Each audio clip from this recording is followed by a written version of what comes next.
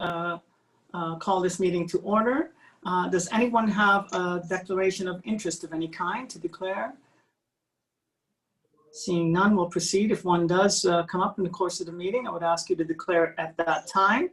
You probably, item number 3, business arising, you probably heard in my inaugural speech that it was my plan to step down as chair of both the Hanover Owen Sound Task Force as well as the Affordable Housing Task Force. And I have asked certain individuals if they would be willing to step in my place, but certainly it's the wish of the committees.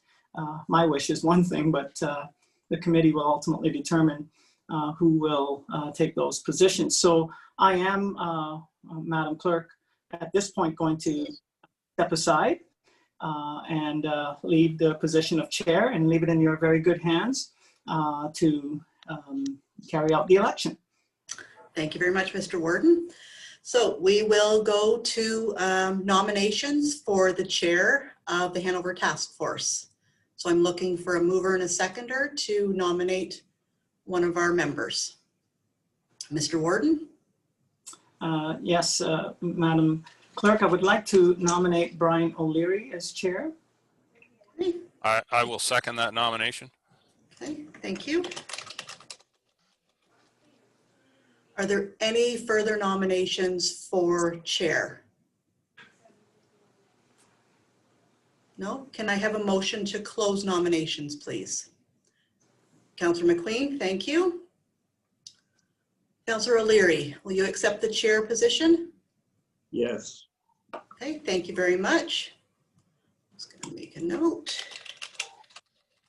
And since you were vice chair, I'm going to open nominations for the position of vice chair now. So I need somebody to move a nomination. Councillor McQueen? You're mute, Paul. You're muted, sorry. I nominate the warden. Okay. Do I have a seconder for that? Councillor Desai, thank you. Do I have any other nominations? Warden Hicks? I'd like to nominate Councillor Milne. Okay. I will second that. Okay.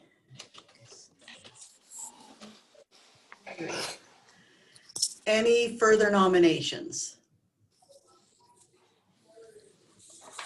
Can I have a motion to close nominations? Okay, So moved. Councillor Desai, sorry, got his hand first. Warden Hicks, are you willing to stand for vice chair?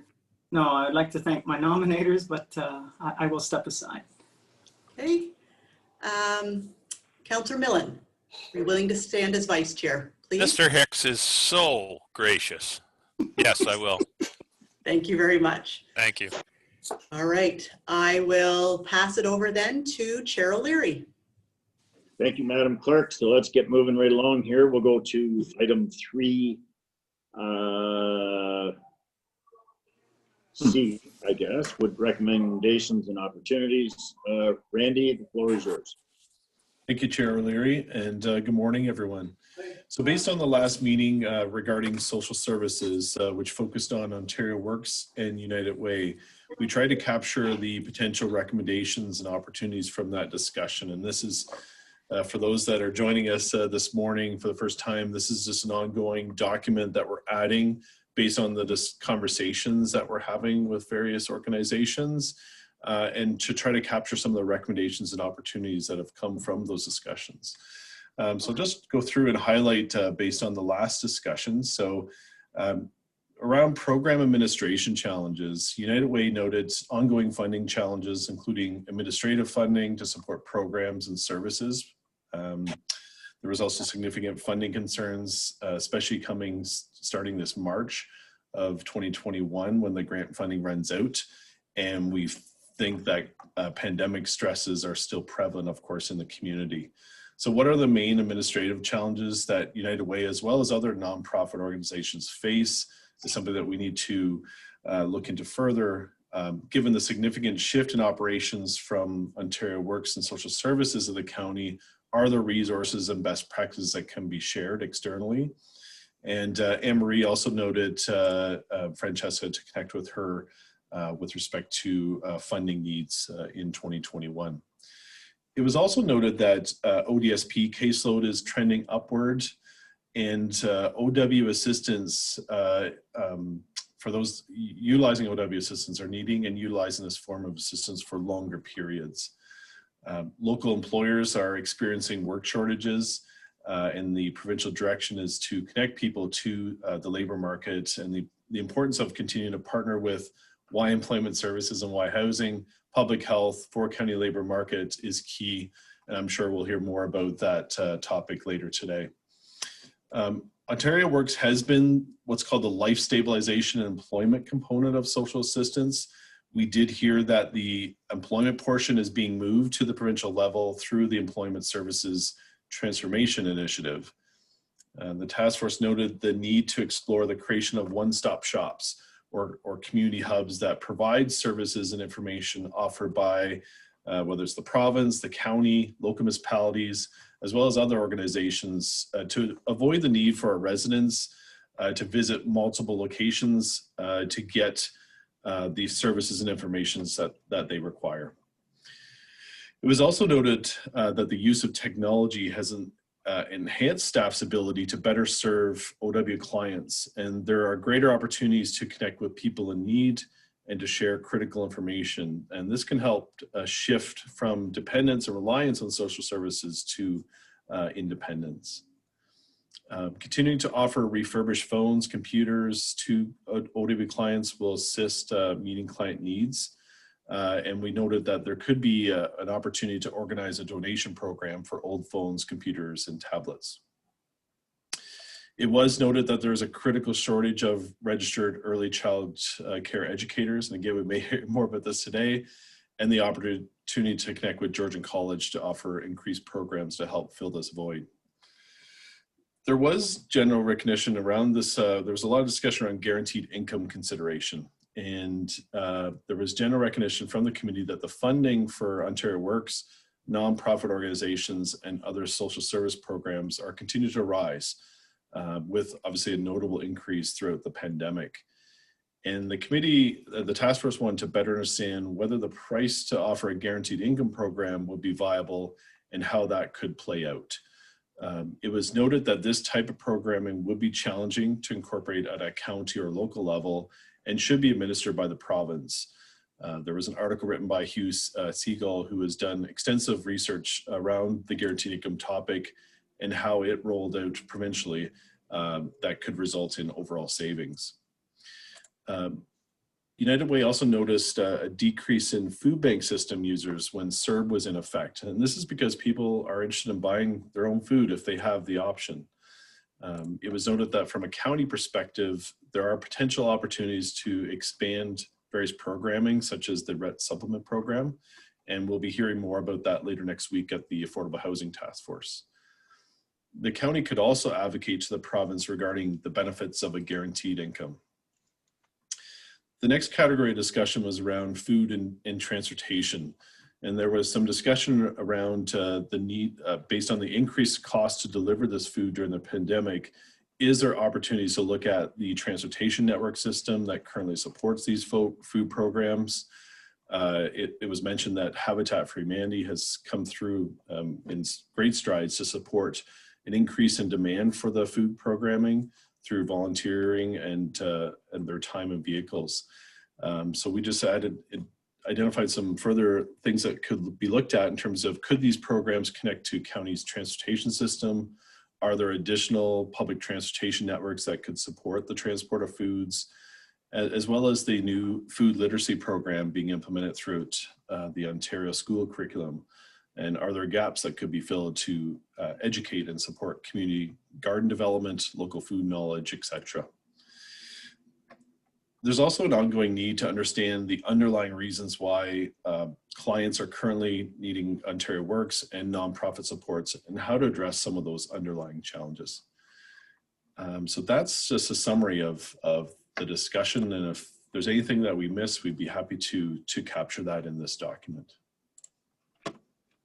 Okay, thank you for that, Randy. Comments or questions for Randy?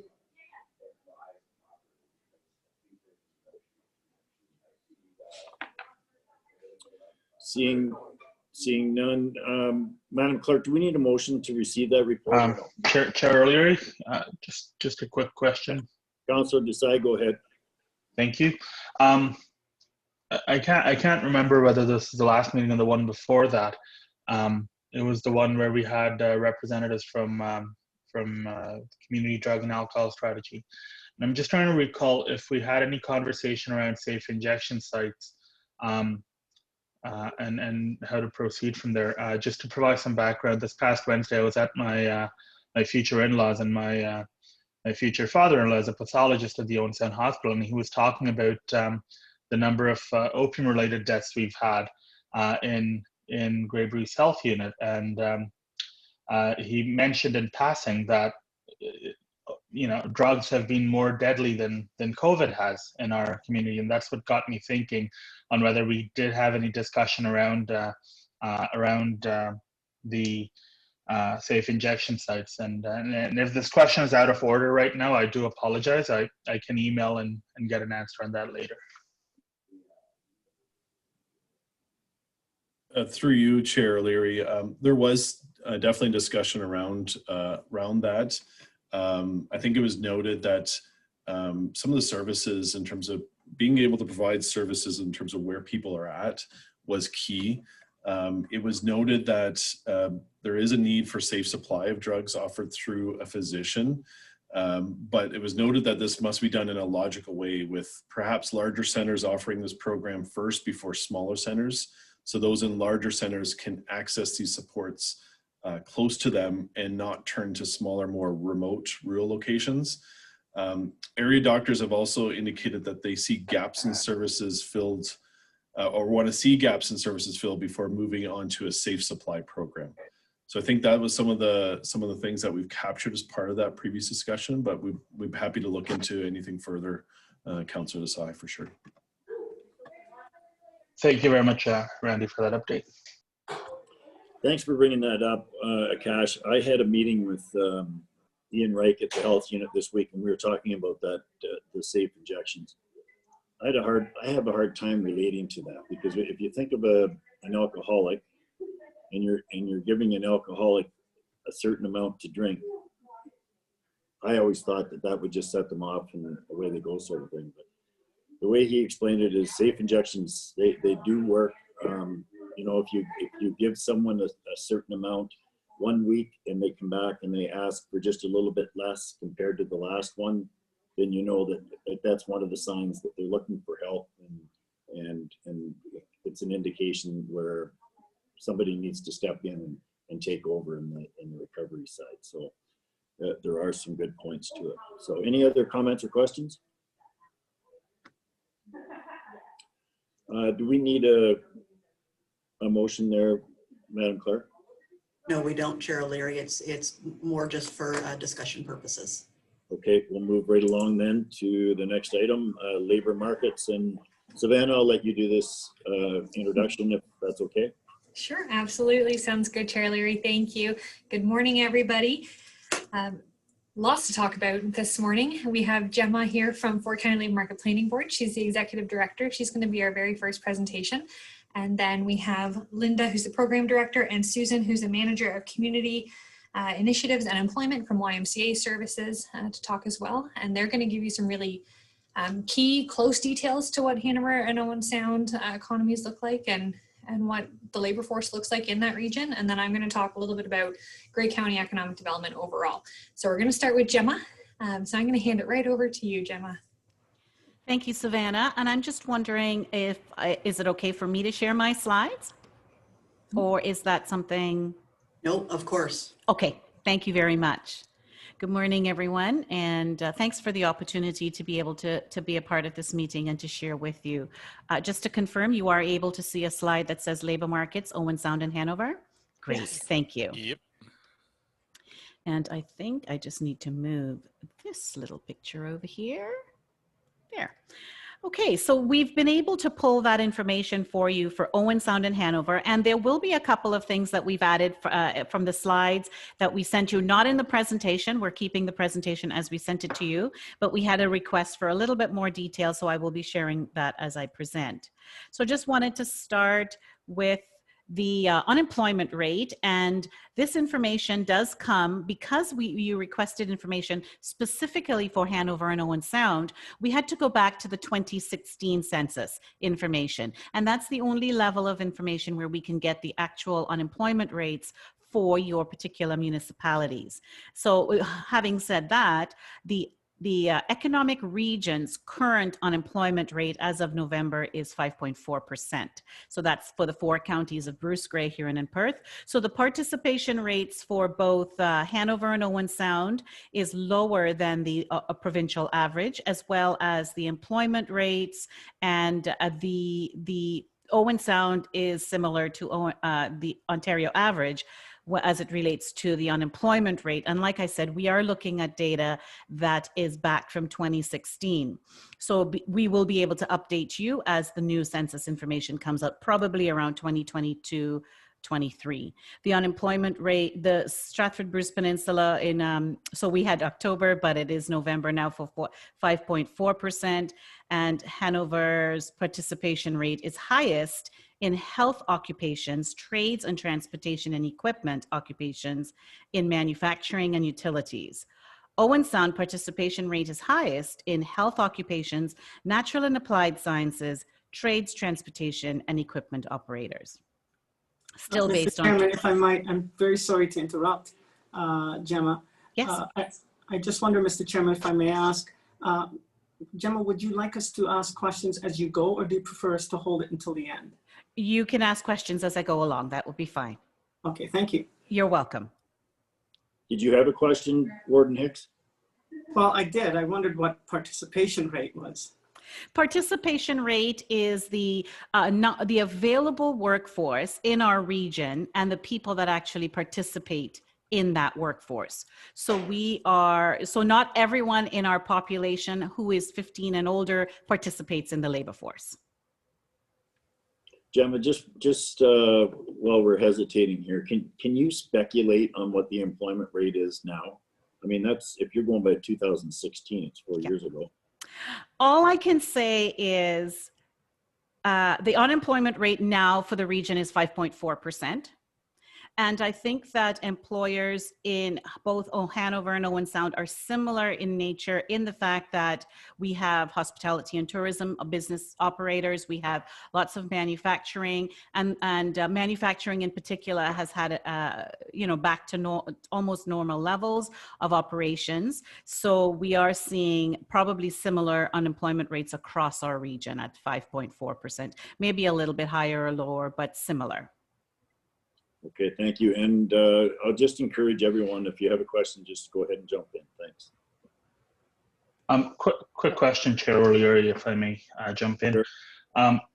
Is there, going forward into the future, is there a way for County, because I know County does the surveys for the region as a whole, is there a way for them going into the future to break that down into the various population centers or various municipalities within the region, to break that data down so that we can have more localized information?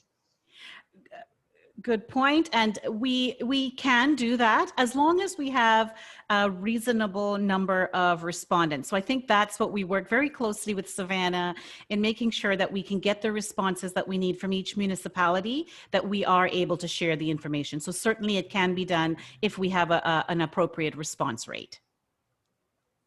Thank you for that. So, and building on that question then, I guess, if we were to have a sufficient response rate from Owen Sound and from Hanover, from the larger centers, so to speak, as opposed to the smaller, more rural municipalities, are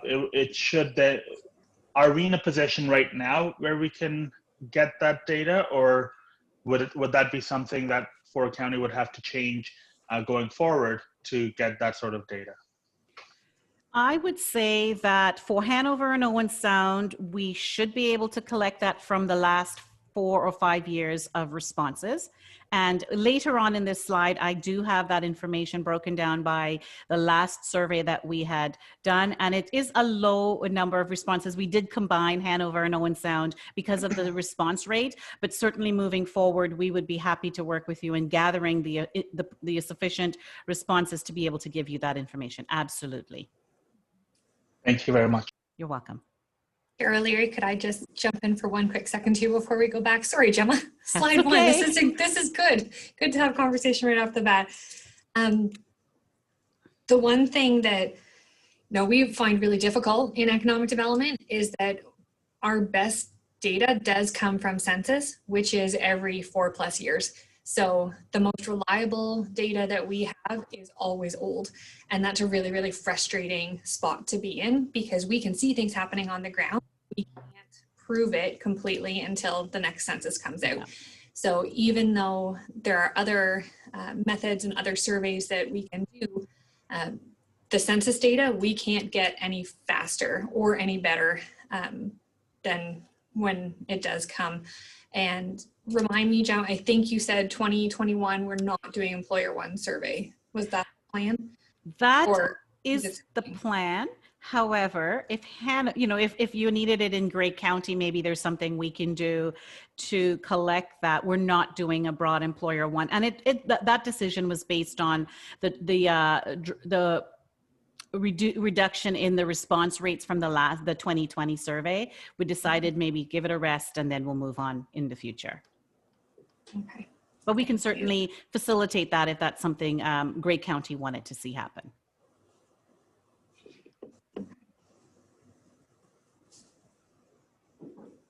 All right. So the local average of self-employed individuals is lower than the Ontario average, and particularly in Hanover at 8% compared to the province at 12%. And this also comes from the census. So all of this information, I will tell you when it's different from the census information. Yes, that's different from census. When we look at the custom tabulations that we have as a workforce planning board, occupational categories at the 1-digit level in Hanover and Owen Sound, the highest percentage of workers are found in sales and service occupations. And these occupations are based on the place of residence. So this is where people live and based on those occupations that they hold. And then continuing on that, the top sectors for the persons employed, again, place of residence, we see manufacturing, retail, and healthcare and social assistance. And those 3 sectors do make up the top 5 employment sectors across the 4-county region when we look at that in a regional capacity. Industry breakdown may be helpful when identifying recruitment and retention strategies. When you're talking about how you're going to support employers and workforce development, it's really good to know where the industry, so at the 3-digit level, NAICS or lower, you'd be able to get more details around that. Journey to work data is also important to know how many people might be staying and working in your region and how many people might be moving away. So 11% and 9% for Hanover and 19% for Hanover and Owen Sound respectively are commuting to a different census subdivision. So they're commuting within Grey County, but they're going outside of those 2 areas, Hanover and Owen Sound, within the county. 28% and 10%, Hanover and Owen Sound respectively, are commuting outside of the census division entirely. So they're going either to Bruce, anywhere else that's surrounding your area or further. And this might be areas to focus on. Why are people leaving the region for work, and how can we retain them to work within our communities? Are good questions to ask as a committee. 12% and 11% of Hanover and Owen Sound respectively walk to work, and another 1% in each community cycle. Public transit is only used by 2% of commuters in Owen Sound, but this is a number that could be compared in future census years to see if transit initiatives are enticing more people to use public transit options. And as we talk about, this may be a good place to throw in, as we talk about workforce and transit, making sure that those 2 align for shifts when they start, shifts when they end, and helping people to commute back and forth to work. Commuting time is not extreme. Almost 60% of the people in both communities have a commute time that is less than 15 minutes. Again, as those commuting outside the CSD, the census subdivision entirely, we might want to focus on the 19% of people who are commuting more than 30 minutes to work. Are there opportunities to work closer to home? And these are considerations that, as we talk about, Randy mentioned earlier about working with Ontario Works and employment-bound individuals, and really looking at how we might be able to help them find work within their communities and reduce the stress of transportation as it relates to workforce.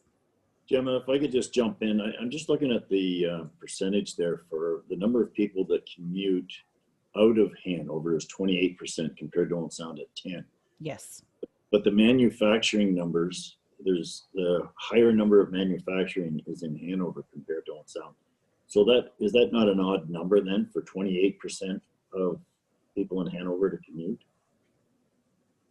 Isn't that going like the opposite way? So people in Hanover are commuting outside of their census subdivision, Right. and But they have CD. a higher number of manufacturing compared to Owen Sound. We didn't look at this information as it relates to the different industries. So we would have to look at this in more detail to find out if that affects the commuting patterns. Okay. Mr. If Chair, I can, I- yeah, go ahead. No, Go ahead, Warden Hicks. thank you, Mr. Chair.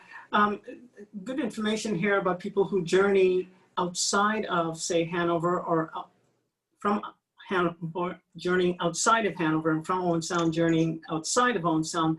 Do we have data about the opposite? How many people journey into Owen Sound or into Hanover? Because we believe, at least I know that there's some stats out there to talk about the amount of jobs in the county that are in Hanover and Owen Sound, and obviously not all of those people are from Hanover or Owen Sound. Do we have that data?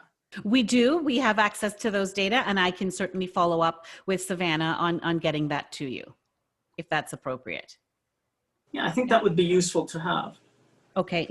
There's one number I could throw out right now that we just went through during a police meeting. I think Owen Sound's population is 21,000. It goes to 41,000 by 1 p.m. in the afternoon. And I think those numbers are from 2016. And Brian Tashiri, I believe you may have some figures around this topic, correct? Yeah, we've speculated. I'm glad you asked that question, Selwyn, because I was going to. But so I'm hoping Gemma, has some numbers, because we speculate over 50% of the people, over 50% of the jobs in Hanover are taken up from residents outside of Hanover. I could speak, in the municipality, for example, 55% of our staff do not live in Hanover. So we kind of think that that's across the board, but it would be really good to get some solid numbers on that.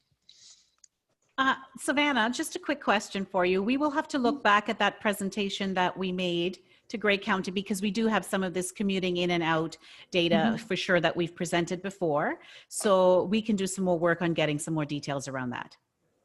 Yes, definitely sounds good. And we'll make sure that we bring it back to the next meeting at the beginning of the recommendations and overview. But I'll also look for it right now, because I know I have that report. But I think the base of this conversation is the fact that both Hanover and Owen Sound play a very important role in the region, because you are both attracting and helping other communities with their employment, because you residential and those workforce bases.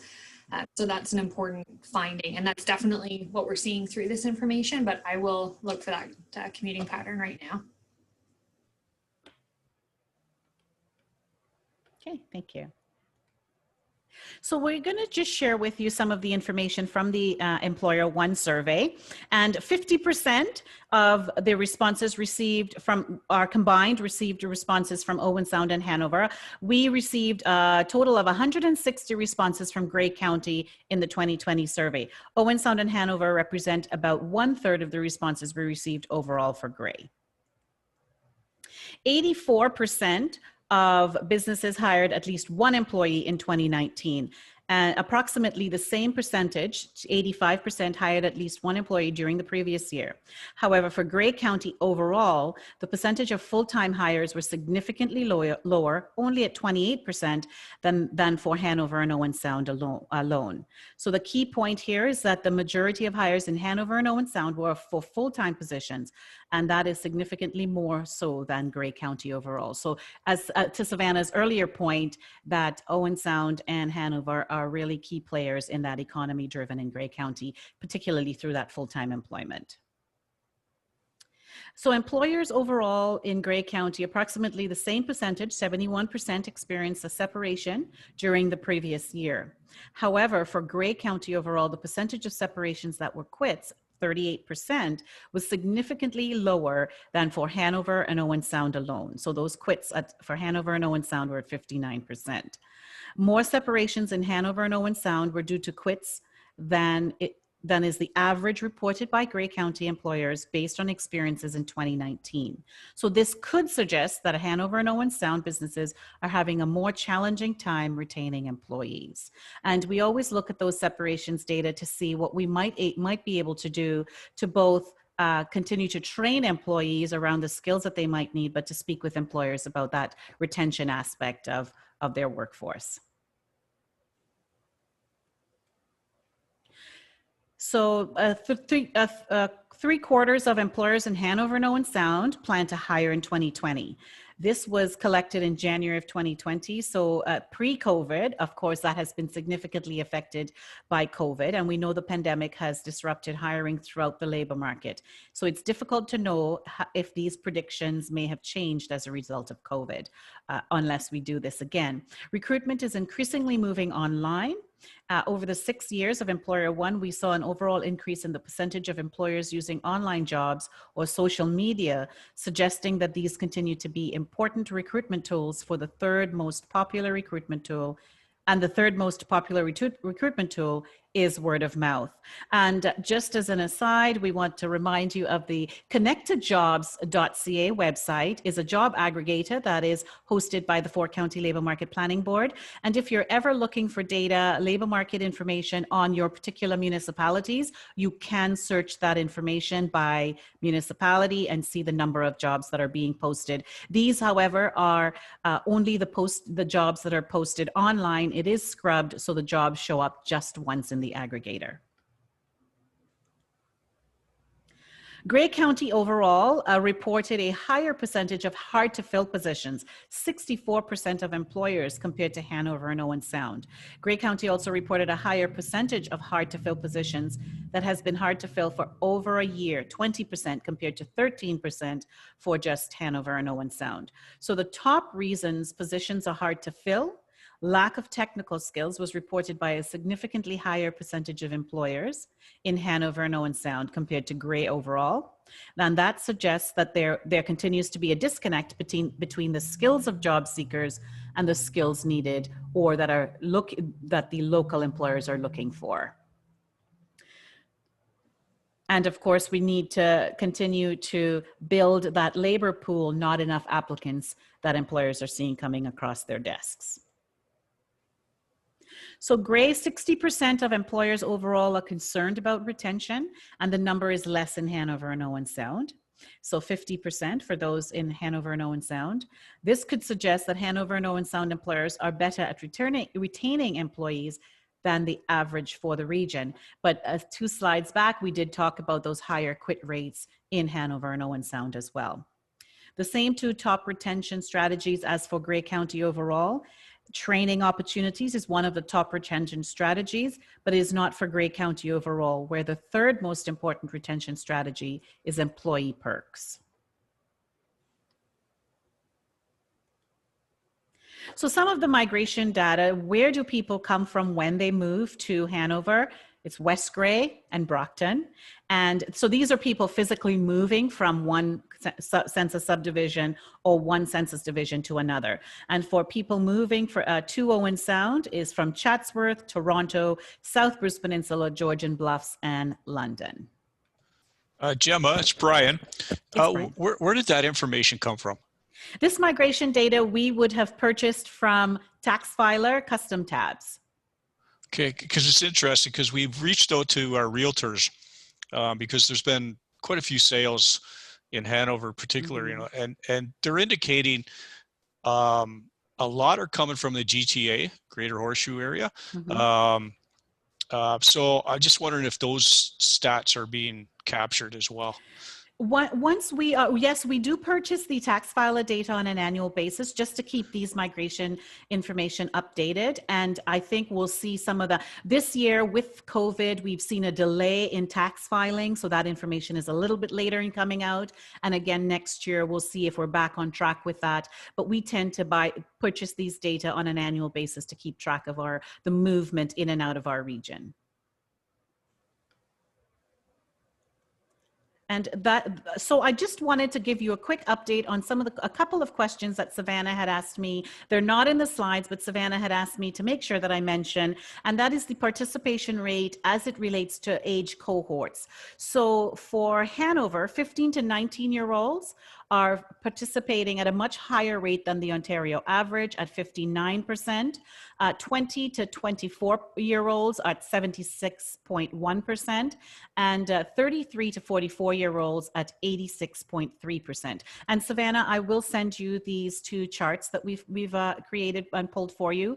Owen Sound similarly is these three are higher in Owen Sound than the provincial average. 15 to 19-year-olds at 54.3%, 29 to 24-year-olds at 20 to 24-year-olds at 83.5%. Sorry to interrupt, Gemma, but your Zoom screen is showing up on our screen here. So I moved the screen so I could see the other. I will stop sharing. Let me do that.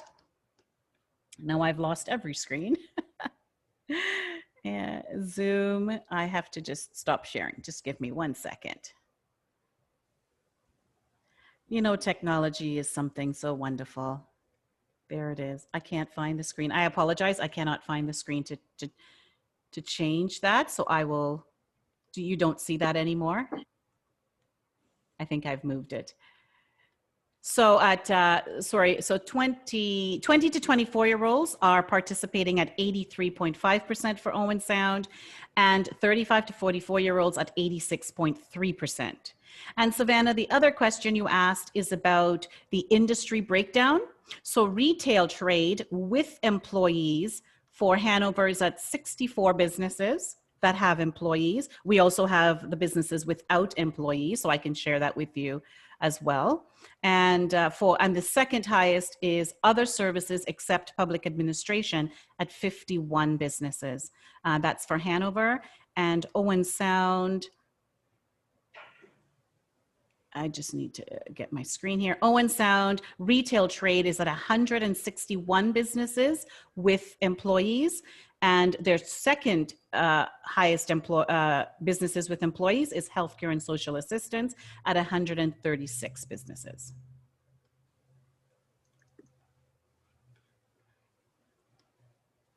Thanks, Gemma. Yes, so the participation rate was something that we definitely wanted to focus on because we often hear, especially among youth, where they seem to be that untapped labor market that we can help to solve our labor problems, but that is just not the case in our region. Our youth are working much higher than the provincial average. So that's an important point for us when we're looking at where those opportunities exist to fill labor shortages. And then also on the employee count, because we know that Hanover and Owen Sound have many, many more businesses than that. That was what, 111-ish in your top two sectors in Hanover and 2-ish in Owen Sound.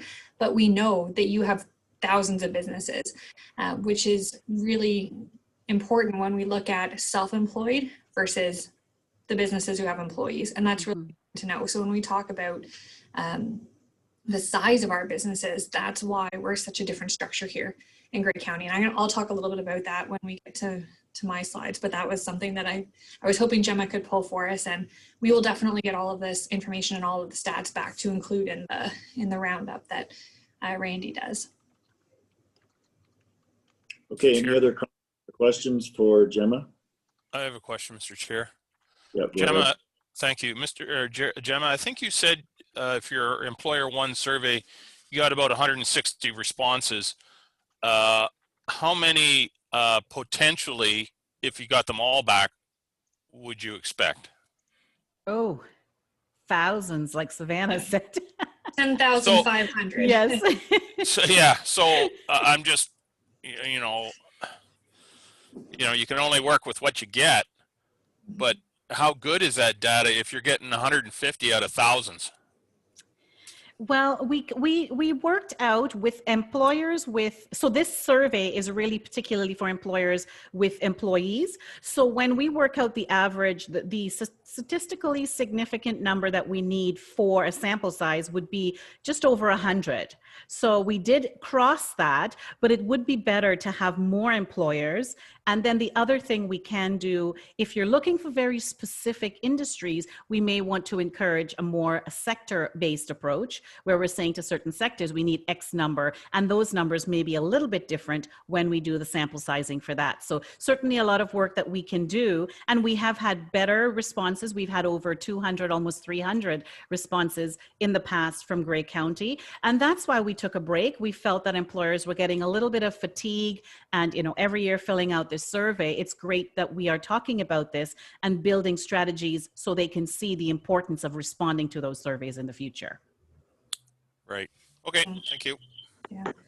If I could just add to that too, we have a friendly little competition among the 4 counties every year to see who gets the most response. And for all but 1 year, Grey County has won. Yes. So that it's not saying much when we look at where our numbers have gone, because it's a tough time. In January, our businesses are survey fatigued, and coming out of COVID, we have real concerns about survey fatigue. So yes, we definitely will continue to look at ways to get this information, and we can fill it out with those one-on-one conversations we have with businesses. And Linda and Susan will be able to fill out some of that as well, because their job developers are working directly with businesses. So that's how, when we're trying to look at themes and see what the data is telling us, we're always looking at how we back that up. So it's not just one data set we're ever looking at. It's always trying to pull together that full environment. But yes, fatigue is set in. Okay, thanks. Any other comments, questions? Seeing none, thank you very much, Gemma. That was a good conversation, good information. Thank you for that. Thank you. We'll move on to item number 5. Linda Alexander, YMCA of Owen Sound Grey Bruce Employment Services. And to committee, we'll just keep up the same thing here. If you have questions, you can just jump in and we'll do it that way, if that's okay, Linda. Sure.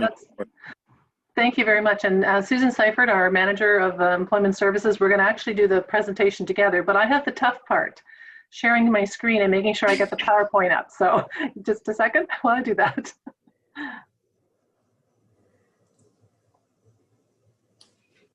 And please let me know if you can see the YMCA employment services.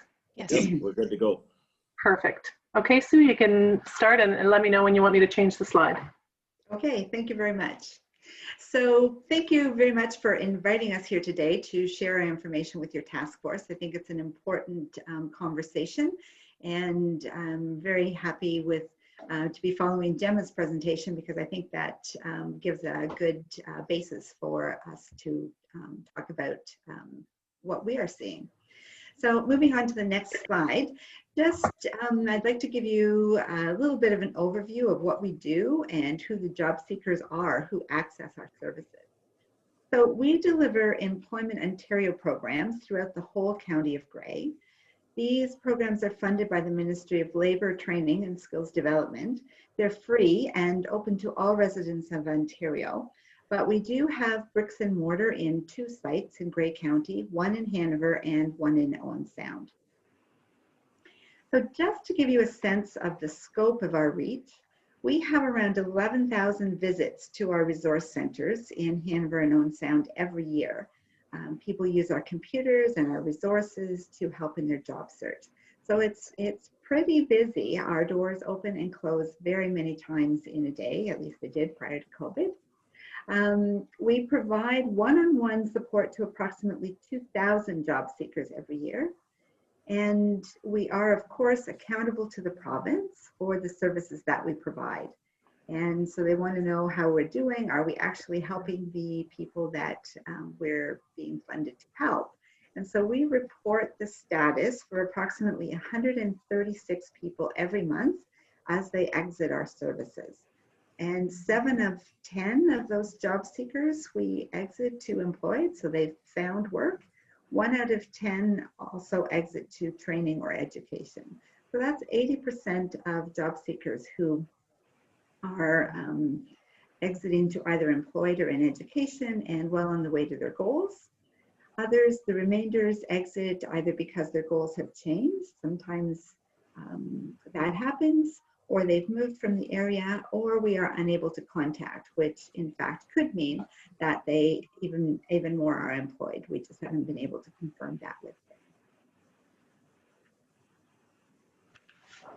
So the profile of who our job seekers are as varied as the populations in our communities.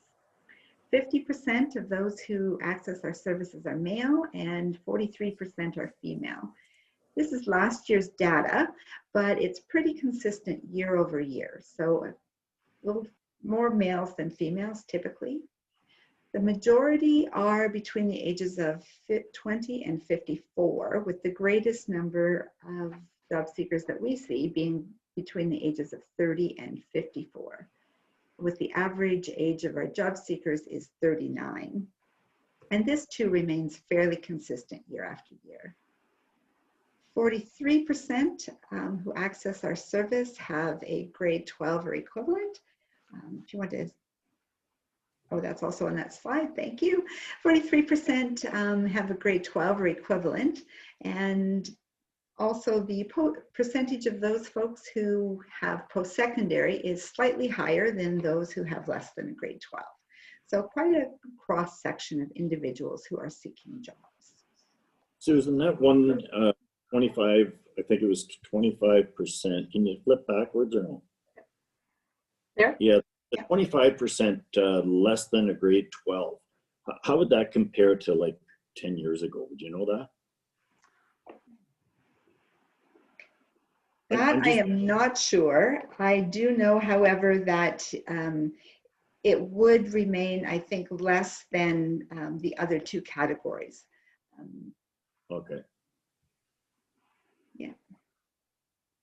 Okay. And do we know how those, sorry, Mr. Chairman. Yeah, go ahead.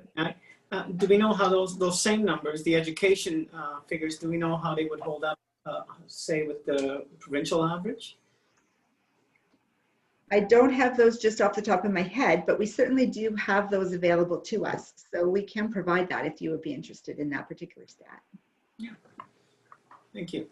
Okay. We can Sorry, Mr. Chair, if I could jump in for a quick question. The percentage that's less than grade 12, does that include people who have finished grade 12 equivalent in I guess an alternative method, for example, through GEDs in adult learning, or? No, those individuals would be counted in the 43%. So that is grade 12 or equivalent. Okay, perfect. And the other question that I have in the same regard is, would we have the percentage of people who moved from that 25 to the 43%? I guess the percentage of people who finished the grade 12 equivalent through GED or adult learning. You mean as part of our service? Yeah, as part of the profile data. That might be something that our LBS partners would have more detail on than we would. Okay. But this is a snapshot in time. This data is based on who is in our pool of job seekers at the end of March 2020. And so we might be able to inquire with our LBS partners about how many people are actually achieving their GED each year. That number is known. We just don't have it in this slide. Thank you. Mr. Chairman, if I might, sorry, we seem to be harping on this area because that stat, you know, the 25% having less than grade 12 seems alarming to me. And I wonder, are you going to be later on in your presentation talking about recommendations around training or educational upgrade or anything like that? We are. That is part of where we're going later on in the presentation. Very good. Thank you. Okay. Next. So, moving on to the source of income of individuals who access our services, we do see 34% of our job seekers report Ontario Works or ODSP as their part of income, as their source of income. And the remaining 66% either have no source of income, they're on EI, or they are working part-time or less than 20 hours per week. And they might just be looking for a full-time or a second part-time position. So we took a closer look at our Ontario Works and ODSP data for the year that ended March 31st, 2020. Assisting individuals to move off of assistance, of course, and into employment is always a goal. And at that point in time, we had exited 532 individuals for the year into that category. 62% of the 532 were exited to employment or in education or training. 28% exited as unemployed, and 11% we were either unable to connect with them to find out their status, or they were unable to work for medical or other reasons. Now, we know that assisting some individuals takes longer and may require additional supports. So they may need to access our service more than once, and they can certainly do that. We do not close our door to those who are seeking help. So for example, some of those that are reported in that 28% unemployed may have opted out of work in order to seek treatment for mental health or addiction, or even to pursue stable housing. And so dealing with those issues, we find, is critical for the success of long-term employment. If you don't deal with those things, the success is harder to achieve. So one example, yes? Sorry, Susan, Kim, if I can. My question is about then the interaction between yourself and our social services. And as we start to, in an earlier meeting, social services spoke about the life stabilization work that they're increasingly going to be tasked with. And I guess what I'm hearing you say is that that work is really important and beneficial to your ability to be successful. Is that fair? It's very important. And I think we have a long history of working closely with your staff, and our staff in Durham, for example, and the resource center there, our staff worked right there with Ontario Works caseworkers. So that linkage between your organization and our organization is very important, so that we can help those individuals to the very best of our ability. Right. Okay, thank you. And so the referrals can work both ways then. You can refer back to us as well as us referring people who we feel have become more stable onto yourselves. Absolutely. And sometimes we work in collaboration, sometimes around supports, for example. The individual needs to get somewhere, they need work boots and those kinds of things, or some training. Is it best for you to provide it? Is it best for us to provide it? Have they used up their dollars through you, in which case we might be able to help them? So we do a lot of that collaboration. Thanks. I just think it's really important for the committee to understand how critical these on-the-ground resources are to the success of any of these initiatives. There's always a bit of a push maybe from the province or whatever. We could do more of this online. And that always gives me a lot of concern, because that's not what these folks need. Or I don't believe it's going to be the most successful way to try and serve them. I don't know, Susan, if you and your colleagues would agree, but I just don't think that's where this can go. I think in-person is very important. I mean, we have pivoted. COVID has forced us all to pivot and provide as much as we can remotely. We have learned some things that it is possible to do some things remotely that we never thought would have been possible. But I think number one, individuals really do benefit from that one-on-one. Yeah, thanks. So Mr. just Chairman, one. sorry, Go you ahead. keep getting interrupted, Susan. That's okay. I didn't realize there would be such active participation. Mr. Chairman, I guess the point that I'm getting at, and I know that will probably come up in the discussion that we will have throughout the course of this presentation, but I'm looking at, that whole life stabilization, and I guess I could refer that to overall wellness. And it seems to me that overall wellness has a correlation to income. And income has a correlation to your education or training. So therefore, education or training goes to overall wellness, if I'm following that sort of law school admission test logic. So with that said, I know that the why, and I'm thinking about the why and specifically around Launchpad and what we're trying to achieve there, that we know that if we can raise someone's level of experience and training and the skills that they bring to the table, that is going to impact their ability to earn, which is going to impact their overall wellness. Yes, and in fact, our job developer in Hanover works very closely with Emily. And so we definitely are trying to use all of our resources in the community for the best interest of the client. And I think Sue has a little bit more information on that when we talk about our partnerships. For sure. So just to finish this off, and talking about some of those life stabilization kinds of things. One example that does come to mind, and we have many examples like this, but one individual cycled through our services for about 2 years. And we have many examples of that.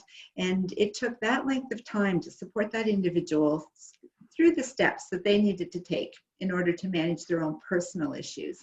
But I'm really happy to say that now that individual has been employed without interruption for the last 2 years. And they do still stay in touch with us to give us updates on how well they're doing. So it shows that when you put the time in, there can be a lot of really good successes. Okay. Helping youth to access the labor market remains definitely a priority for the province. We've talked a little bit about that. Gemma had some slides about that. There was a bit of discussion. We have a long history at the Y of working with youth. Actually, our services started as a youth employment center many years ago. And we have many connections with each of the high schools in Grey County. Over 100 youth each year access our paid pre-employment training, as well as job placement and one-on-one mentorship, coaching support that we provide for 12 months, all as part of a program to ensure that youth are successful in finding and maintaining. Retention is the key to employment. And we've also supported another 60 youth or more from previous fiscals as we follow up with them for 12 months after the exit of the program. We have a really dedicated staff team who works very hard to support youth. Because of COVID, staff have had to pivot, as I mentioned, to delivering training components entirely online. And there have been some challenges with connectivity for sure, but there are also benefits such as reaching youth in our rural areas. We're able to now have youth in one cohort that come from all areas of the county. Previous to that, we would meet with youth who were maybe in the Hanover area and pull from the surrounding area and Owen Sound, but we can now have everybody into one group, and that is a benefit. And we do continue to receive very positive feedback from the youth who take who participate in these sessions, and also from our funder, who sees us, I think, as being one of the leaders in the province for the way that we have responded to our community.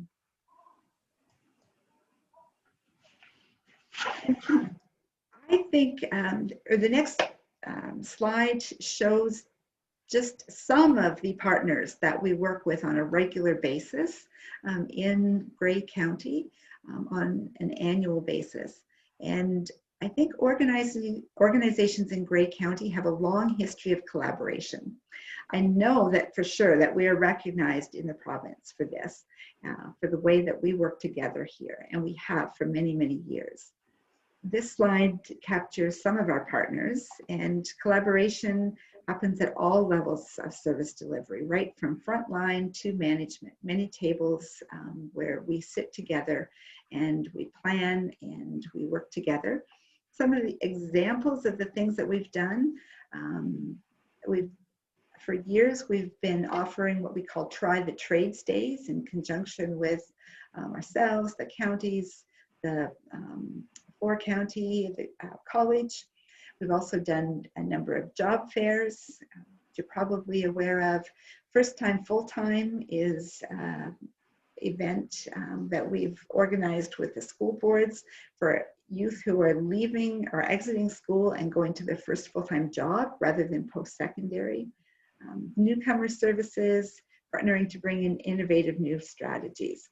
So we believe very strongly that continued collaboration is the key to economic growth, because together we really are better.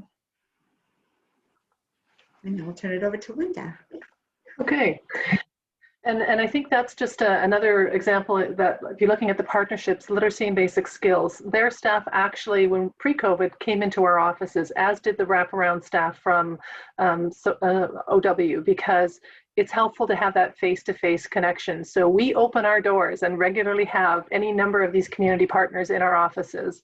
And now we're doing it virtually where we can. So the next few slides, Savannah has asked us to talk about or provide some insights on what we're hearing from local employers and job seekers. And so while this isn't scientific, this is more on the ground and feedback from the employers, but it certainly backs up what the Four County labor market information provides. So what is the main issue with employers are saying? It's the skills mismatch.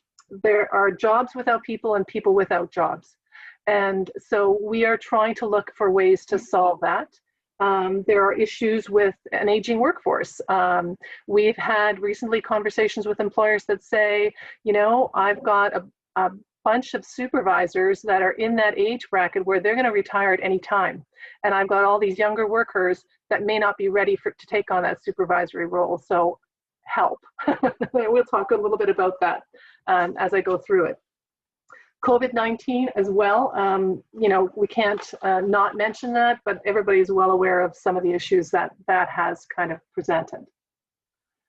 So in terms of local solutions, Employment Ontario does offer a number of options in terms of supports and solutions to that are delivered in our communities. Some of them are long-standing and some of them are new. So I'm just going to continue on with the slides and talk a little bit about some of the solutions that we have in place.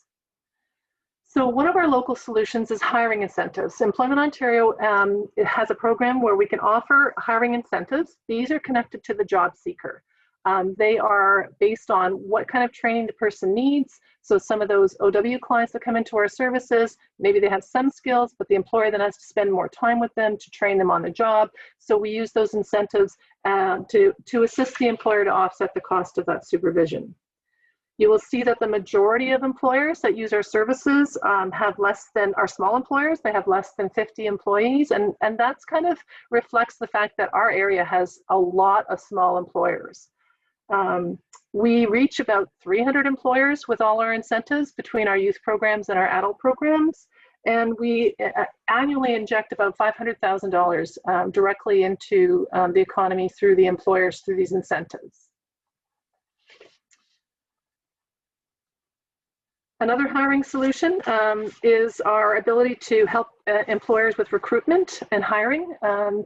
The regional job fair is one example. That actually started with collaboration with the City of Owen Sound with the Y about 7 years ago. It was called the Owen Sound and Area Job Fair. And shortly after that, we realized how busy it was going to be, and the county came in and has really taken the lead on that in the last few years. And now it's one of the largest job fairs in our area. We are currently looking at doing a virtual job fair to see if that's feasible and if the employers are interested. We also, over the years, have done job fairs in all of the outlying areas. We've collaborated with municipalities and chambers in Hanover, Durham, Meaford, and throughout the county to offer job fairs in those communities. So that's another option for employers. And also we have individual recruitment fairs. We don't want to call them job fairs because when it's a single employer that has multiple openings, we are recruiting just for that employer. And we have hosted those in our offices, providing space for on-the-spot interviews for candidates to come in. And we're now providing that as an option for online. One of our resources that's kind of a hidden gem and is our job board. Gemma mentioned about how her aggregator pulls from it, and she definitely pulls from our job board. We have about 1,000 job postings a year, and these are all free for employers to post on. They can manage their own posting, or we can have our job developers help them with that posting. And our job board actually gets about 2,400 views each week. So we know it's busy, and we know people refer to it quite frequently when we talk about how they found their jobs. We also promote and can individually kind of highlight some jobs that are in need on our Facebook page and through our Facebook groups. Another local solution as part of our Employment Ontario suite of information, and I apologize for the amount of detail on this slide, but really Second Career was started in about 2008 after we had that bit of a recession in 2007 with all those layoffs. And it was a solution to help retrain some of those workers into jobs that were in demand. And over the years, it has evolved a bit, and right now they're looking probably at one of the biggest transformations in Second Career. They are going to look at targeting individuals that have been laid off from the jobs hardest hit because of COVID and reducing some of the hurdles so that they can get them retrained into other jobs as soon as possible. So what does that mean for us? It means laid off workers have a faster access to training and can connect to jobs that are in demand locally, and employers have increased access to trained workers. So healthcare is a particular industry. This might be one where, and we've already started seeing a trickle of some of our job seekers go through with the Second Career in its current form for those positions. And what we do is we can help the job seeker navigate that application process. And if they need any supports prior to starting the training or their work positions, we can also assist with some minor certifications like first aid CPR, or if they need specialized work shoes or boots. The other solution is Canada Ontario Job Grants, and this is actually an employer-driven grant. It is a cost-sharing one, and it depends on the size of the company. The company with 99 and fewer employees can get up to 5/6 of the training costs covered, up to a maximum of $10,000 per incumbent and $15,000 for new hires. The employers that are over 99 or over 100 can get 50% of the cost covered for the training. So employers can choose. Do they want to train one employee, 10, up to 24 is the size of grant that we can manage. If it's higher than that, then our regional Employment Ontario service consultant will handle it. And then we will help with whatever's needed locally.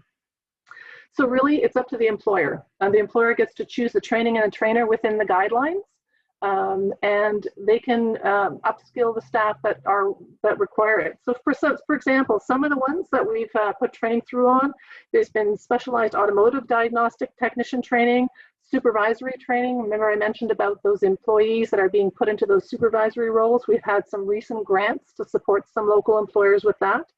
AZ training, gas tech, human resource training, forklift, and working at height, train the trainers.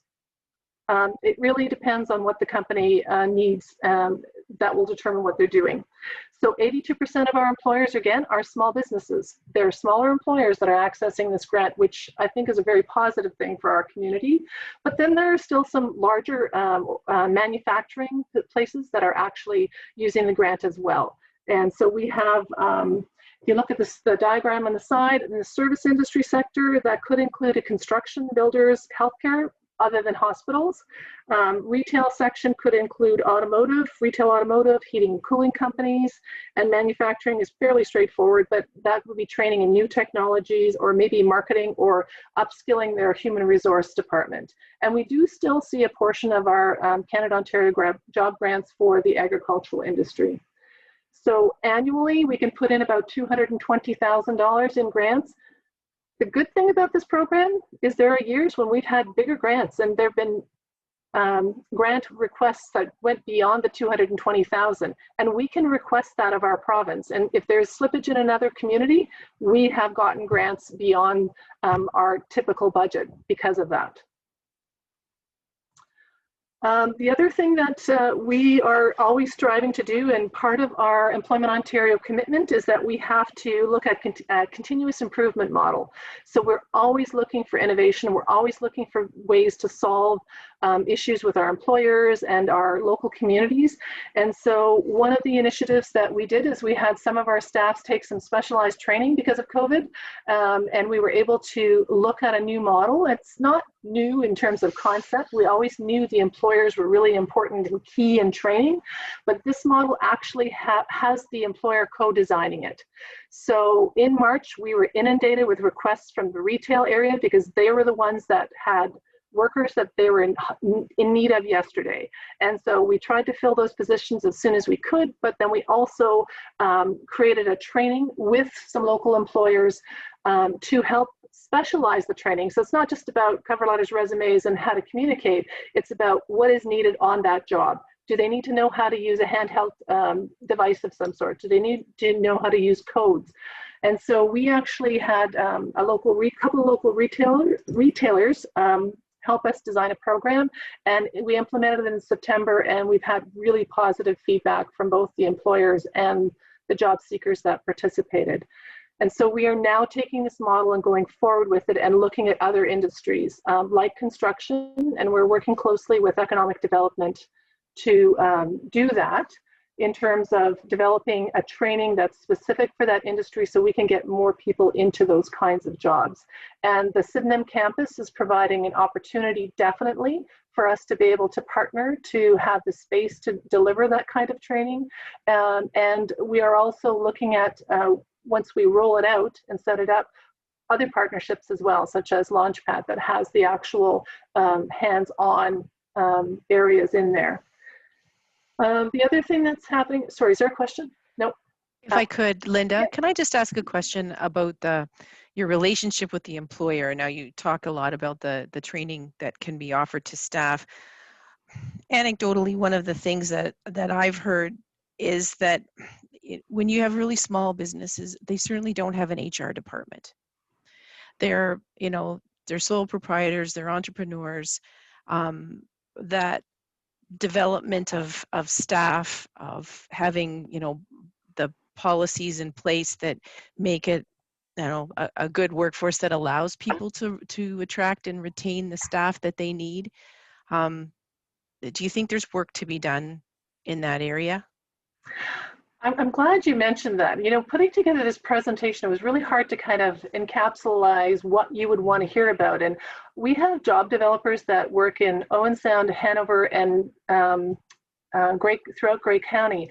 And one of their jobs is exactly that. Sometimes they are actually the HR person for those small businesses. Yeah. And so we have not only gone in and filled out on their computer the Canada Ontario job grant for them, we've helped post their jobs. We actually bring them employees and say, try this person out because we think this will work for you.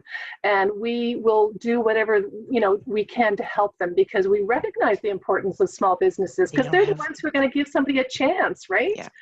Yeah. And so definitely, and even apprenticeships, we have some small businesses that would need an apprentice because their skilled worker is aging out. So we bring those individuals in, and we had a great success story in Hanover with one of our clients whose source of income was OW, single parent. We got him into a automotive position. After 6 or 8 months, the employer signed him up as an apprentice. Now, after that, he was actually recruited by another employer, but he actually finished his apprenticeship. And there's a person who will never be back on assistance, right? And he had been on it for several years. And so those are exactly the things we do. We work with the employer to help them with what they need. So thank you for asking that. Well, it's just, I don't think the people who haven't been on the front line appreciate the complexity. Getting an apprentice and supporting them through that journey is no mean feat from a paperwork perspective, everything else, right? So the fact that you have those resources and expertise, and whether or not you have enough of that to do everything that you could do, I think bears some examination maybe. And I think that's a good point too. And besides so the ministry, our ministry has actually been throwing out a bunch of opportunities in the last little while. And so we are pulling together along the lines of apprenticeship. I gave Savannah a shout immediately once this new one came out regarding apprenticeships, because I think as a community and even as a larger community, we need to come together and find solutions for that, because it's not simple. Right. It's not always just matching that client or person with an employer. It's more complex than that.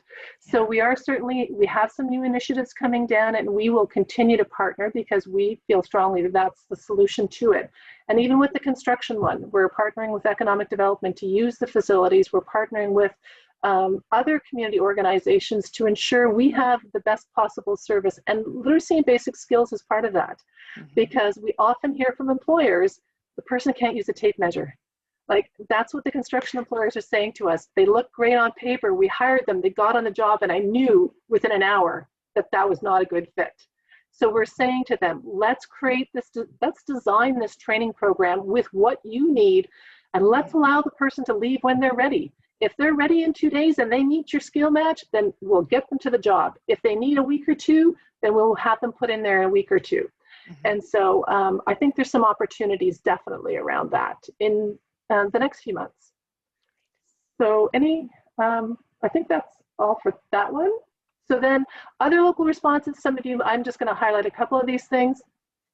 Our staff, as soon as the issue around requiring masks came up, the questions were, well, what if somebody refuses? And how do I handle that? So our staff very quickly created some training resource, a YouTube video called Dealing with Difficult People, COVID edition.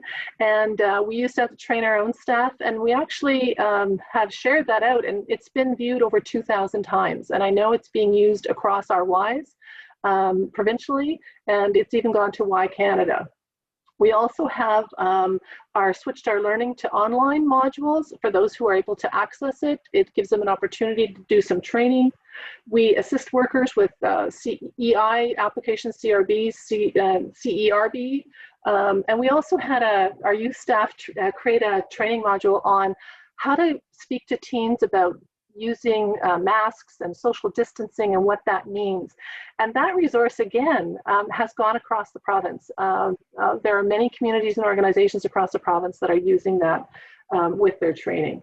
And the rest you can kind of see and read. So we are here for employers and employees, job seekers in all of Grey County, and we'd be happy to answer any questions that you have. Thank you, Linda.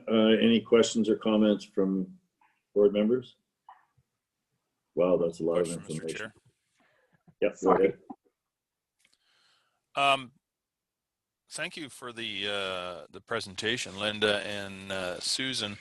But I'm wondering, because there seems to be a sense of urgency from the employers, like I need help like yesterday. I heard that a couple times through your presentation. Do you think that the expectations of some, if not all, of the employers is a little bit unrealistic? Like, you're not going to get an employee that can run the shop floor tomorrow. Like, you're going to have to put in some time here, and as frustrating as it may be, but you're going to have to put some time and resources into developing this employee to meet your expectations, because you're not going to get exactly what you want tomorrow. Absolutely. Like, do we need to push back on the employers a little bit and say, look, you got to lower your expectations a little bit here? I think with the employers, our job developers are working directly with them, and that is a regular conversation. And we are looking for in a job seeker that they're motivated, reliable, and dependable. And the rest is trainable for the most part. And so that's kind of what we have to kind of continually remind employers. And when they, and our job developers get pretty good at assessing what's going to be a match. And so sometimes the employer will say, no, I've got somebody, I got this covered. And then a week later, they're calling our job developer and say, did you say you had somebody? Because mine didn't work out. And so we will send them and say, listen, this person doesn't have all the skills, but give them a chance. And that's where the hiring incentives can kind of help them offset the cost of their supervisor having to spend a little bit more time with them.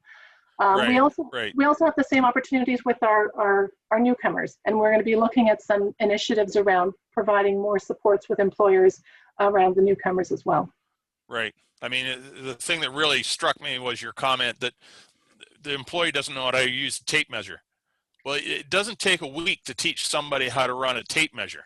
So, you know, complain back to the why that your employee that you sent me doesn't know how to run a tape measure is a little bit unfair, I think. But well, anyway, yeah.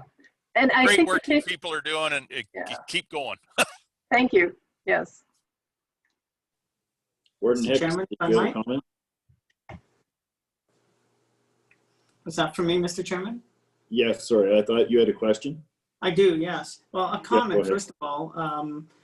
first of all, excellent presentation to Linda and Susan. I would just say that my first job out of college was as a YMCA employment counselor with Say Yes, Scarborough Area Youth Employment Service. I dare say that I don't think I would qualify for the job today because it is a far more complicated job than it used to be in the days of old. I'm showing my age here. Just following up on Councillor Milne's comment, I'm finding that, at least for me, and I'm hearing from others as well, some of the basic social skills for young employees are just missing. You know, things like, and I don't know how we get to that, things like you need to show up, and you need to show up on time, and you need to call in when you're not well, and you need to put away your phone, you know, when you're at the workplace. Basic sort of social skills. Is it just me, or am I getting older and maybe I'm just paying more attention to this now? But it just strikes me that those sort of basic things seem to be more and more and more missing.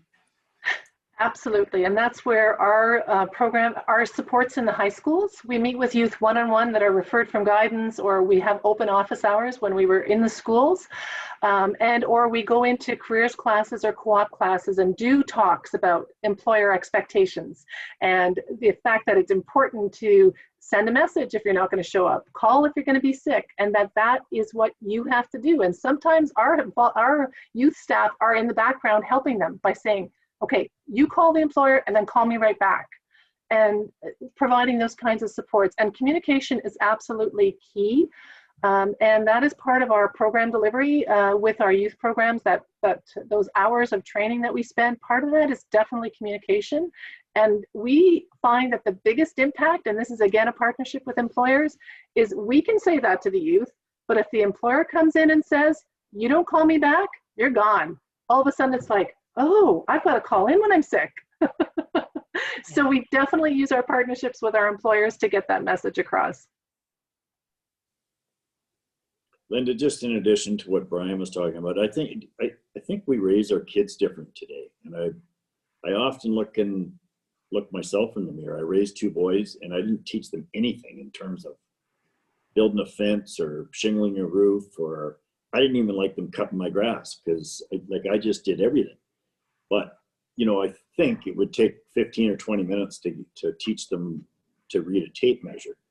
And I always go back to the farmers. I think if you ask Paul McQueen, he's got 3 or 4 boys.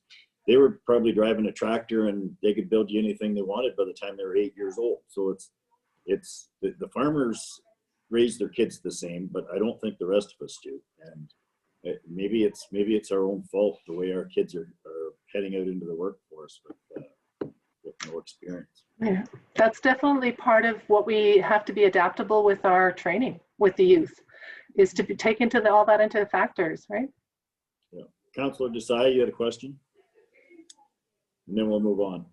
Yeah, just more of a statement. I also think the culture around working and work environments has changed, right? I mean, we're focusing more on work-life balance, and we're focusing more on mental health as well. And it's not a bad thing necessarily. I'm glad, you know, that as a boomer, you've taken on the responsibility that maybe you did something wrong, tongue in cheek, of course. But you know, it's not. I don't think the youth today are necessarily less hardworking.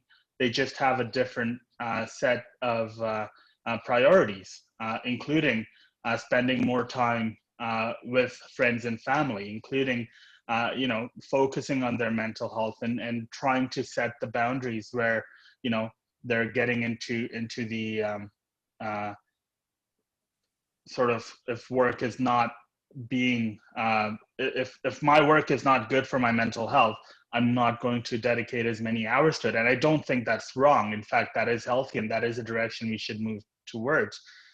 You know, and I think right now what we're experiencing is probably those growing pains of moving into that direction as well. So you know, I don't think it's so much that youth aren't dedicated to work as much. It's just more that they're looking at it as from a holistic viewpoint, rather than a, you know, work is all that matters, and making money from that is all that matters. So I think you've done a bang up job of raising your kids, Brian, for what it's worth. Well, that's nice to know. Okay, Mr. any other Chair, comment? Just one comment, and it goes to what Councillor Desai is talking about. And my daughter, and I'm a boomer too. Thanks, Councillor Desai, for, you know, pointing that out. But my daughter pointed out to me, she said, you know, you boomers, you live to work. But she says, my generation, we work to live. And it's hard to get your head around that as a boomer, and, you know, in the environment that I was raised in. But there's a lot of truth to that. And I think we need to come to terms with it as you know, as a workplace, and try to, well, work with that. But it's not easy. Do you know how to run a tape measure, Councillor Desai? A tape measure, that's one of those things that pulls out and then you sword fight with it, right? Right. But you probably don't know. You probably don't know what 2 feet is. You need to know what half a meter is. I know. Okay, carry on. Well, All right, you two, that's enough. Okay, Chairman, Councilor Mr. McQueen, Chairman, I you believe have a question? that no, I believe that Gemma has a comment, but just before that, my kids are educated in French, and I don't have much opportunity to practice my French, but I do when I ask them to cut the lawn, because instead of asking them to cut the lawn in French, I say maudit lawn. Sorry, a little bit of, that's again my bad humor. That was bad. Gemma, that do you have a was comment? pretty bad.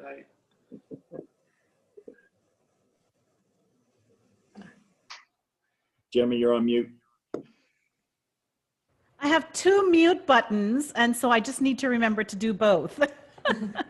Thank you very much. I just wanted to talk about the fact that we do have people that are quite capable of working in our community, and just in support of what Linda was saying, but some of them need a little bit more kind of work around those soft skills. And we have a program that we deliver for manufacturing and hospitality and tourism employers called Connect to Skills.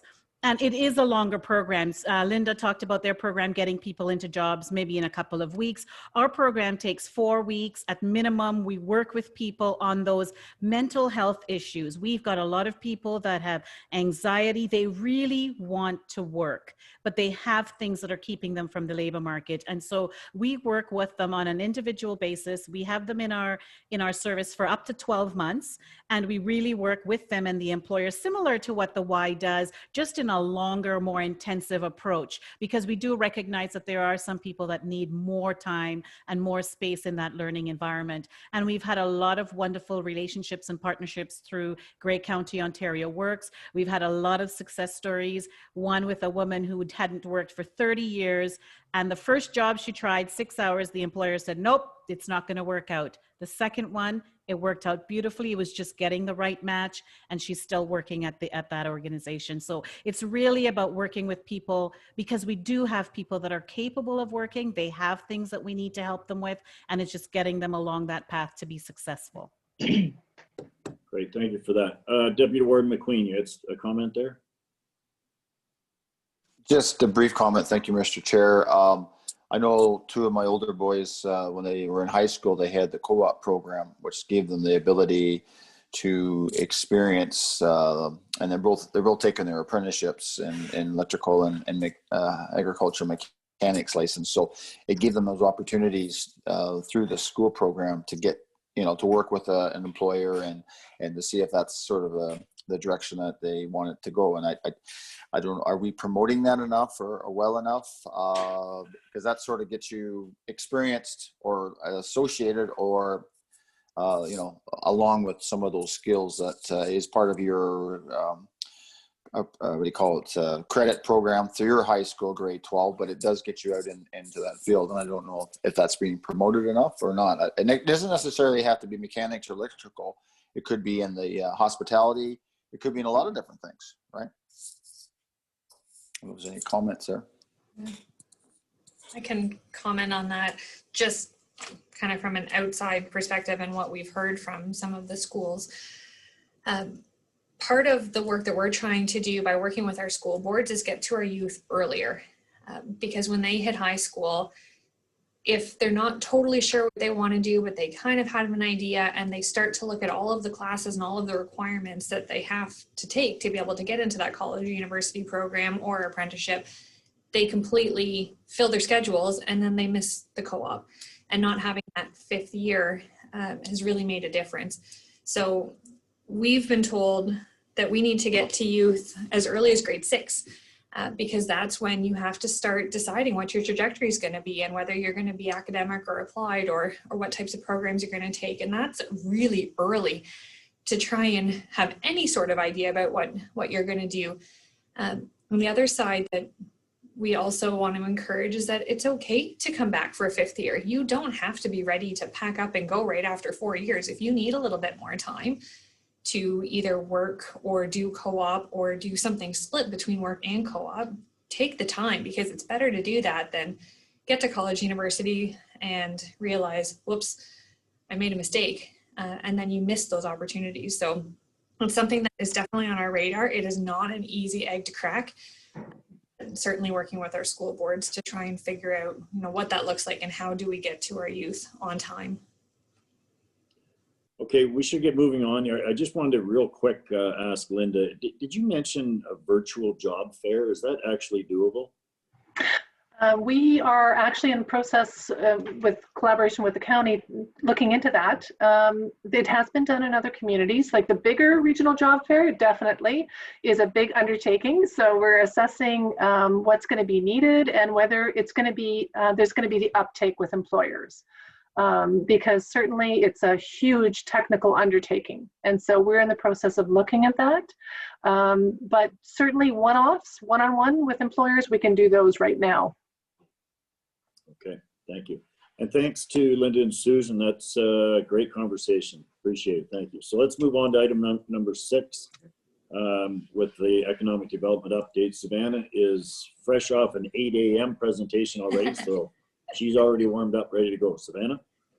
Perfect. And I apologize. Can you see that screen? Yep. Okay, perfect. Yes. I apologize to Tim and our Chair O'Leary because you just listened to most of this 2 hours ago, but lots of good content to talk about.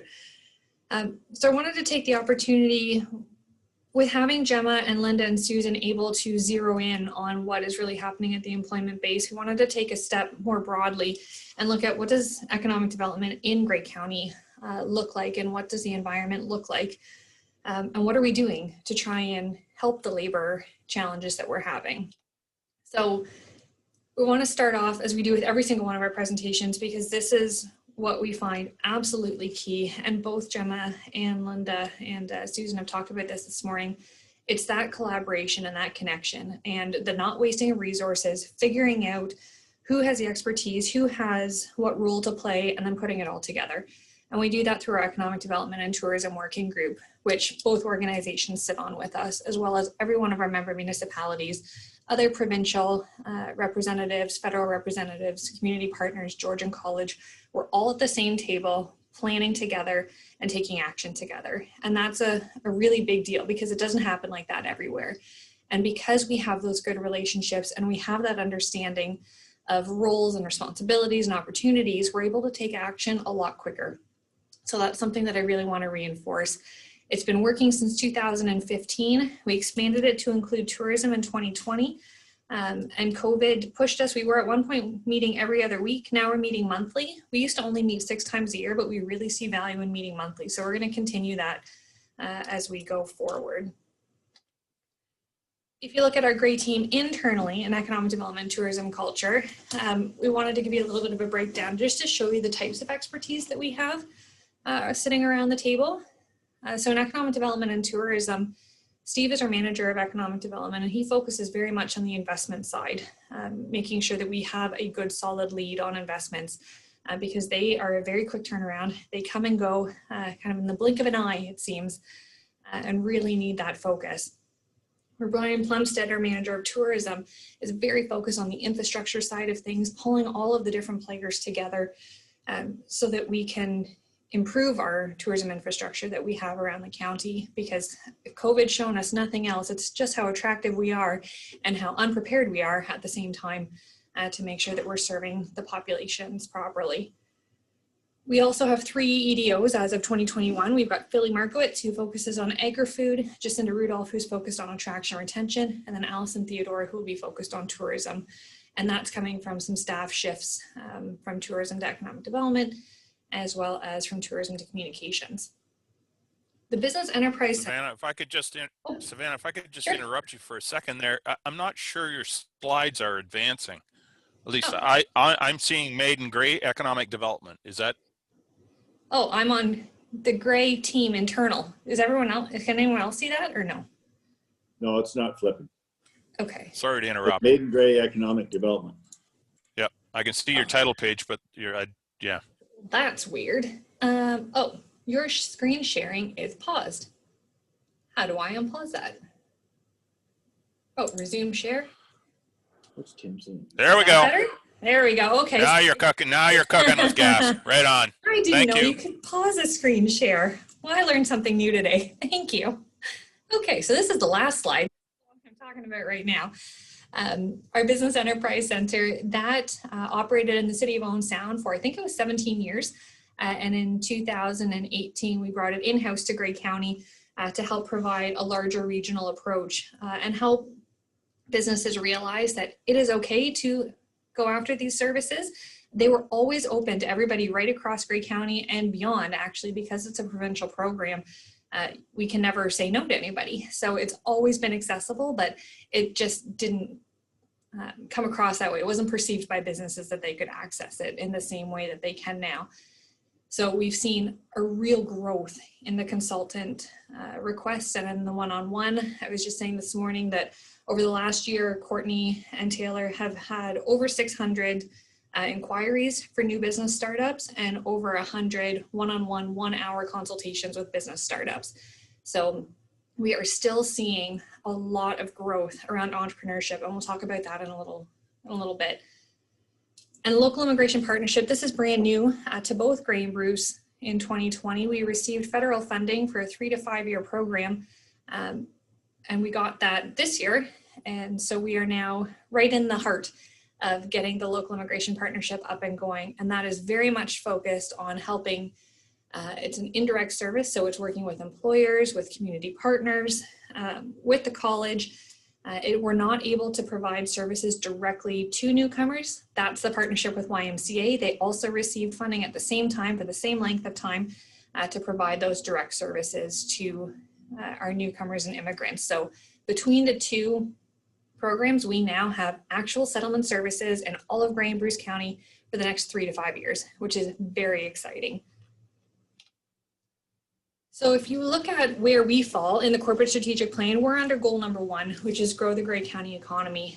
And our role in economic development and tourism specifically is to enhance our economy by becoming investment ready, promoting Grey County's exceptional economic assets and opportunities.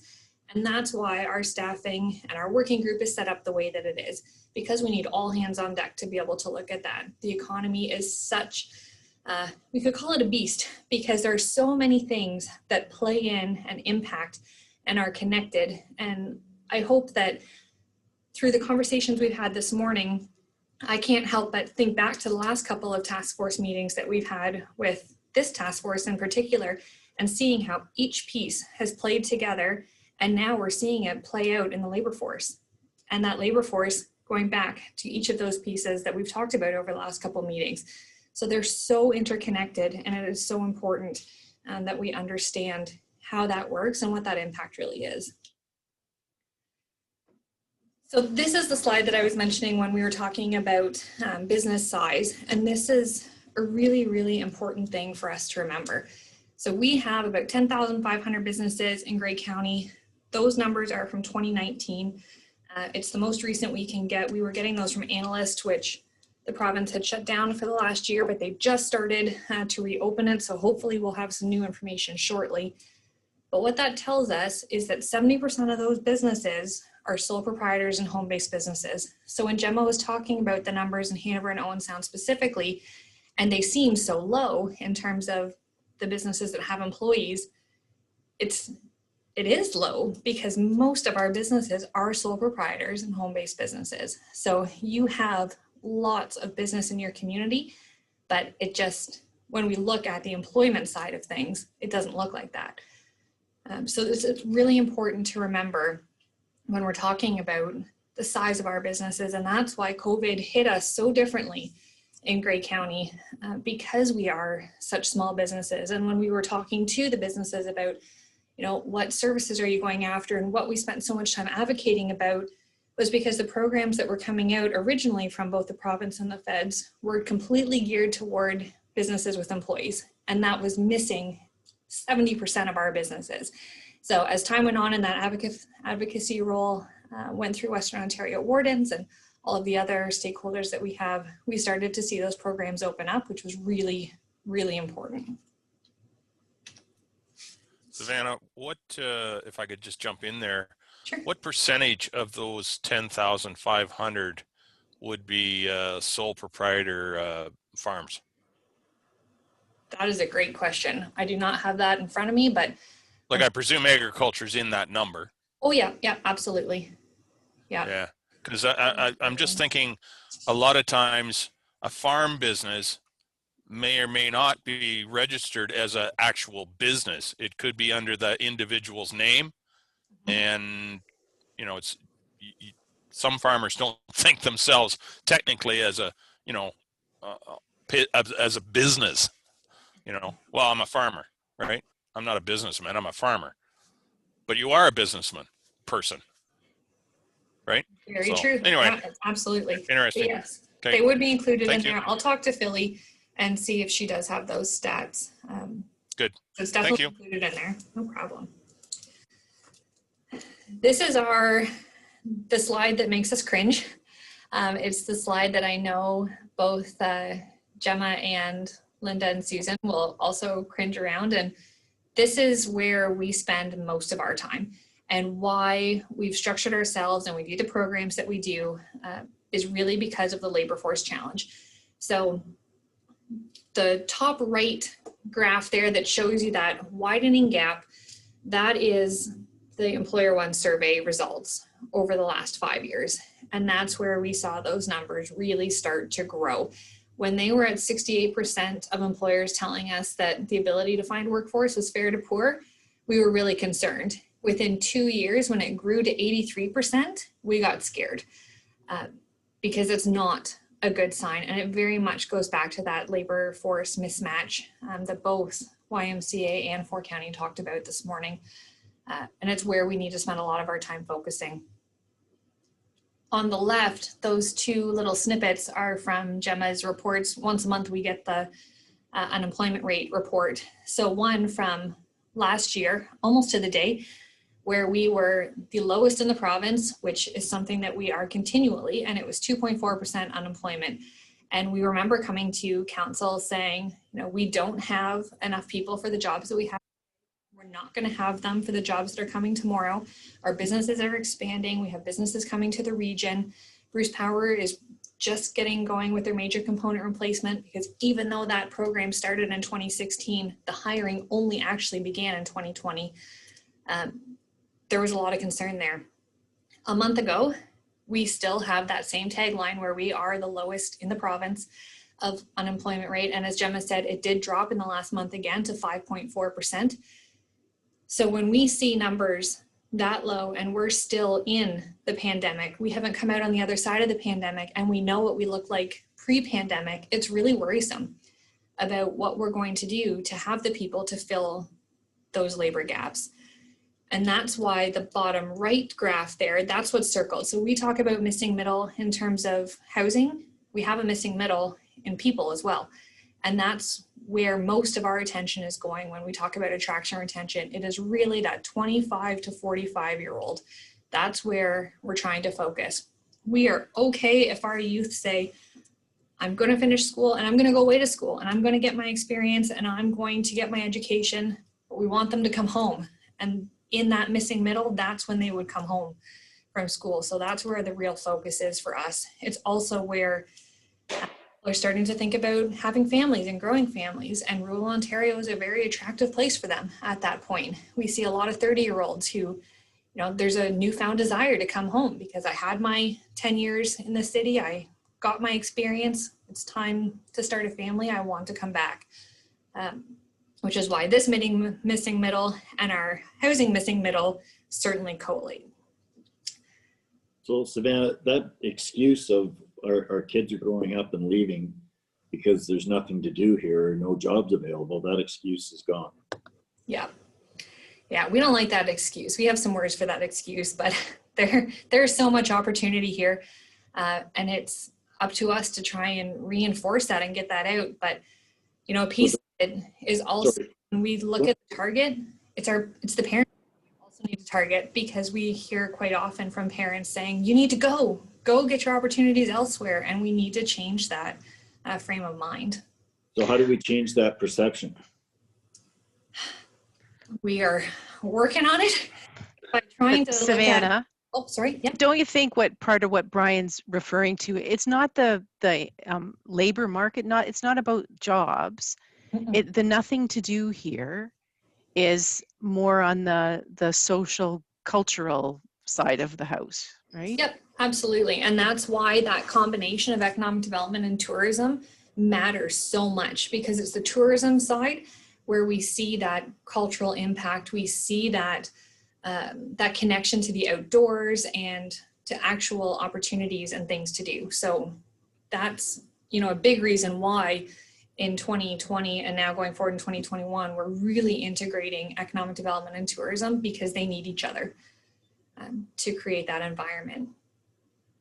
Mr. Chair, if I could jump in here again, I wouldn't call myself an expert or by any means on demographics, but I am a student of demographics, and I love to read and see the numbers and that kind of thing. And I'm wondering, given what COVID has seemed to have done to where people want to live, is there an opportunity, and we've had some discussions around boomers here and others, but is there an opportunity for boomers, say in the large urban centers, who have had the 30-year-old children move out of the house and they've established their lives wherever? Is there an opportunity now to bring those boomers to our area for I'll say a better quality of life and a better work-life balance? Is there an opportunity there to tap that labor market or that labor pool? And that's a pretty recent phenomena, but or it's not a recent phenomena, but it has been exaggerated because of COVID. I'm wondering if you have any comments on that, Savannah. Very much. We are seeing a lot of attention paid to us from cohorts. It still comes back to those economic barriers of trying to find the housing for them to be able to get here. At the same time, we know that cohort is moving here. We also know that a lot of younger populations are starting to move here. So we're very excited to see, I know through planning and looking at the growth management plans and the studies and looking at all the new numbers, we should start to see a significant shift, but definitely focusing around there. And I know specifically both Hanover and Owen Sound are working on attraction retention campaigns that complement what we're doing. So that way we're not sending the same message, we're sending complementary messages to wider audiences to try and reinforce that message that, you know, we're here, we're a great place to be, we have opportunity for you. So definitely on the horizon and part of the 2021 work plan for sure. Thank you. Mr. Chairman, if I might, Sure. I think Savannah's next slide is going to drive one of the points that I wanted to make, which is broadband. You know, that shift, some people assess that shift, what do I need? I really need to be able to still operate effectively. So I think that's one of the attractions to, say, Hanover and Owen Sound, is that broadband infrastructure is in place, and it's quite good. It's, you know, a gig of service if you can afford it. But we need now to work on the rest of the county. I think as we get that infrastructure in place, people will see, you know, I can have it all. I can have this work-life balance, but I'm especially able to do work because I've got good, dependable broadband that I can, you know, that I can use to get work done. Yes, you're bang on. We're very excited about Swift and what's happening, and we have seen what good, reliable, affordable internet can do in both Hanover and Owen Sound, and we need to see that happen right across the county so that we can continue to bring people here, because just like not having the housing stock, not having the broadband is also a real deterrent, because people do expect, it's not a nice to have, they expect that when they're coming here, they are going to have connectivity.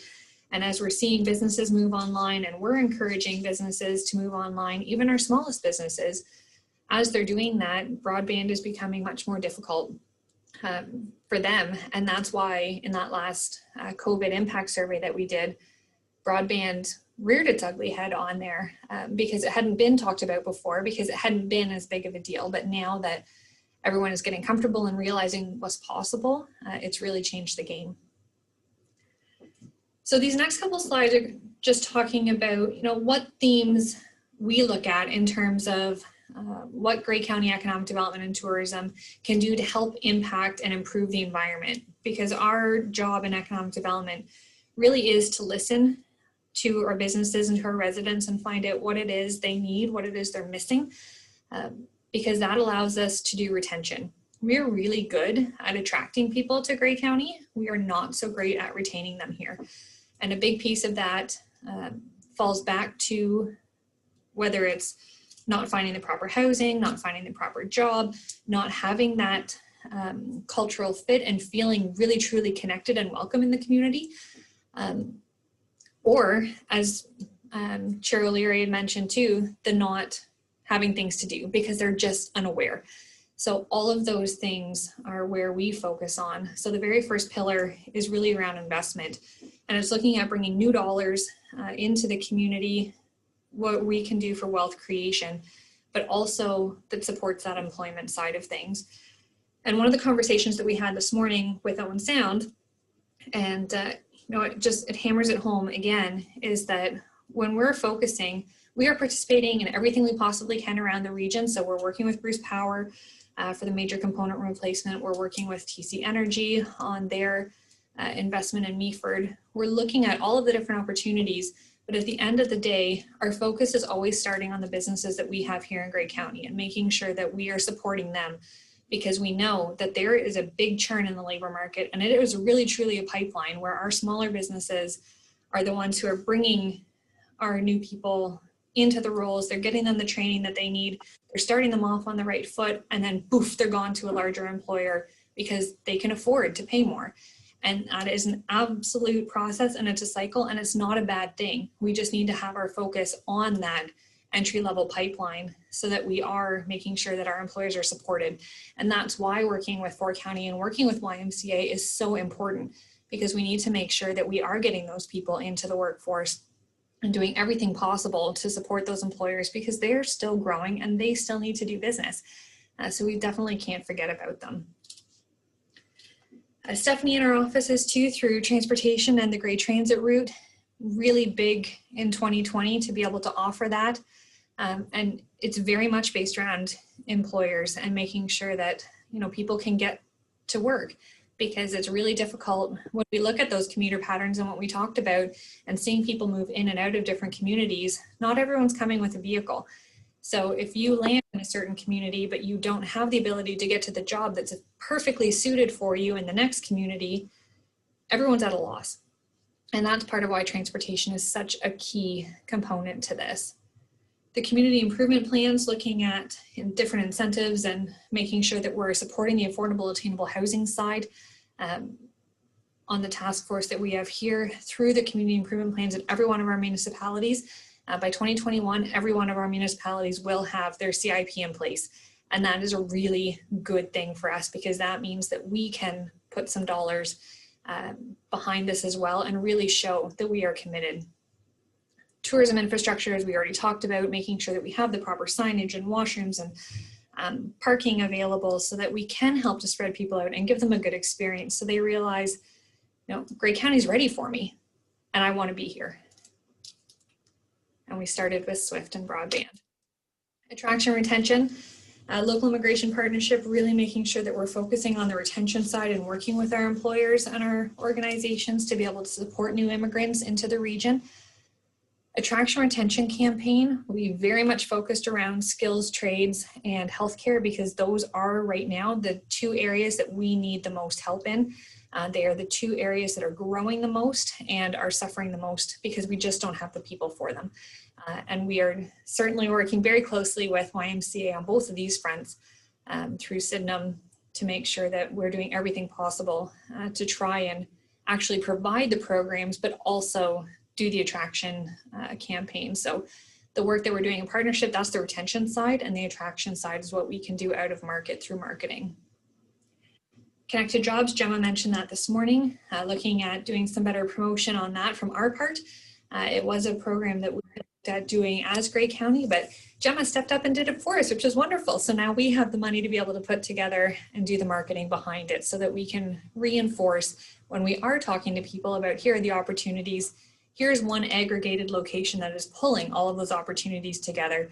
And having the YMCA job board on there was such an important piece because it's key to our region for sure, and definitely a resource that our employers count on. So the workforce training and development, that's all part of that attraction retention campaign that we're trying to put together for 2021. Entrepreneurship is also growing strong. We talked a little bit about Business Enterprise Center already. Catapult Grey Bruce, that's a new organization very much made up of the private sector that we are supporting at Sydenham campus so that we can start to look at the scaling of business. If COVID has taught us anything, it's that people really took a step back. And this is probably having some of those impacts on our labor market because they're not going back into labor market as an employee, they're going back in as a business owner because they've taken the time to really think about what they wanted and they're choosing to operate their own businesses. So we want to support that because the more small businesses we have and the more supported they are, the more potential they become employers themselves, where they're not just a sole proprietor, they're able to start to hire employees. So very much focused on mentorship and advisorship for them, consultations and training. You know, if you look at our numbers of businesses and we see that we're around that 10,500, but 70% are those small businesses, we really are a region of entrepreneurs.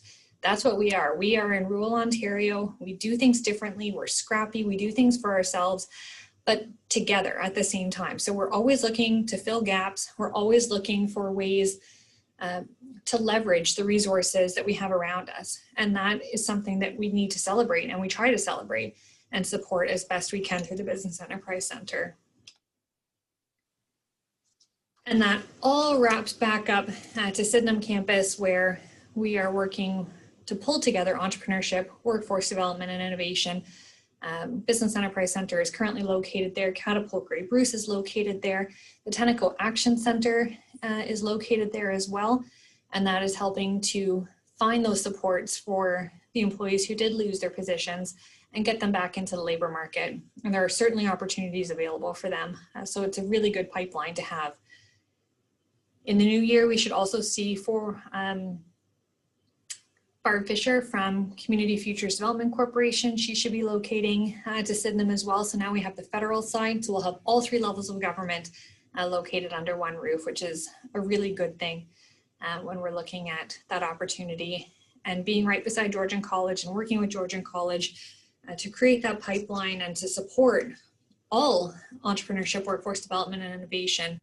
It's just, it pulls everything back together, and having them as an anchor in this region is absolutely key. So we are very much attuned to what's happening with Georgian, doing everything we possibly can to work with them to continue and help their growth. They fared very well through COVID, where they saw less than a 10% decrease in enrollments, and they were projecting much, much higher than that.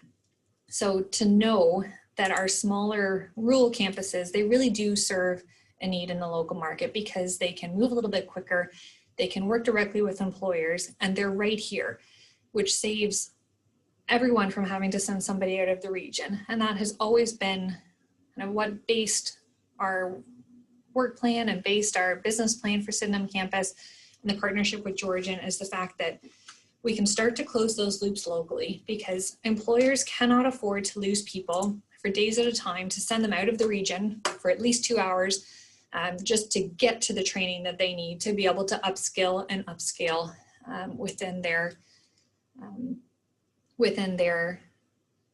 I guess, career trajectory. So as Linda had said, where we don't have all of the training necessarily, but we're working on it, is very true. And we're working directly with the businesses themselves to make sure that we're getting the training that they need and that can be turned around quickly, so that we can continue that pipeline and we can close that loop to keep people here. So that is kind of economic development for Grey County in a nutshell. I apologize for throwing all of that information at you, but I think if we combine that with what we heard this morning, we can start to paint that picture to see what it looks like when we're trying to close those labor gaps in the area. But it is not an easy feat, and we have a lot of work ahead of us because it's a very dynamic environment. So I will leave it at that. Okay, thanks, Savannah. Do we have any questions or comments for Savannah? Mr. Chairman, if I might. Sure, go ahead. We're highlighting so much that needs to get done. I mean, this is just one little area talking about labor force and economic development, but I would like to not lose sight of the need and maybe the opportunities. Sydenham campus in Owen Sound is fantastic.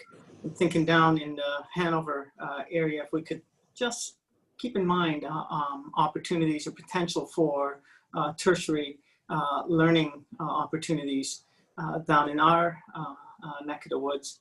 We're not going to get that solved in short order, but I think we have to keep keep it on the radar anyways. Sorry, I totally missed that part. So when all of the work that we've been doing through Sydenham and with YMCA is all connected to Launchpad as well, because we do see both Sydenham and Launchpad as playing a network and seeing what else we can do around the region to connect to other networks so that we start to build that loop right around. So that's a good point, and apologies for missing that, because I sit on that board and I know exactly where we're going with that. So yes, thank you. Okay, any other comments, questions? Seeing none, just before we move on, I just want to thank Randy, Gemma, Linda, Susan, and Savannah. Great presentations this morning and good conversation too. Next item is other business. Do we have any other business? Seeing none, our next meeting is December 14th, which is Monday morning already, 9:30 a.m. So we'll wish everyone a great weekend, and we need a motion to adjourn. Thank you. Councillor Milne, thank you, and Councillor Desai, second. Are there anyone opposed? That's carried. Have a good weekend, everyone. Thanks. Bye for now.